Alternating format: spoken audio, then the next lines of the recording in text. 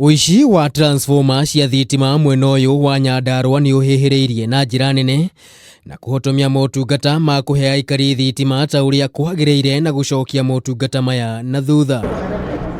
Ũũ nĩ kũringana na mũtabania mũnene kambuni-inĩ ĩno ya Kenya Power mwena wa Nyandarua Engineer Joseph Kariuki, uria ugĩte makĩria ma transformer 19 nĩ ciairwo mwaka mũhĩtũku. Transformer ici nĩ tumĩte twage gũ-serve customers na njĩra nyingĩ, tondũ handũ ha gũthiĩ kũhe thitima andũ arĩa matarĩ na thitima, andũ arĩa tũtũmagĩra gũ-connect andũ acio erũ tũramatũmĩra gũthiĩ gũcokia transformer icio ciyĩtwo na tũgate mbeca nyingĩ.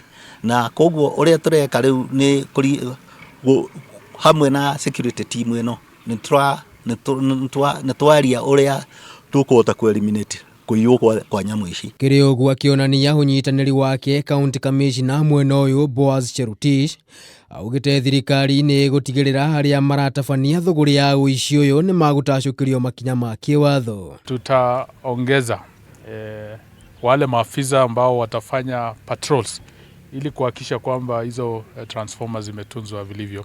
Ya pili ni kwamba tunataka kuhimiza ama kutumia nyumba 10 na community policing committees katika kule nyanjani ili tuweze kupata information kwa haraka. Icigo iria irerĩkana gũkorwo ihutĩtio mũno ũici-inĩ ũyũ nĩ Rũriĩ, Museveni na Kasuku.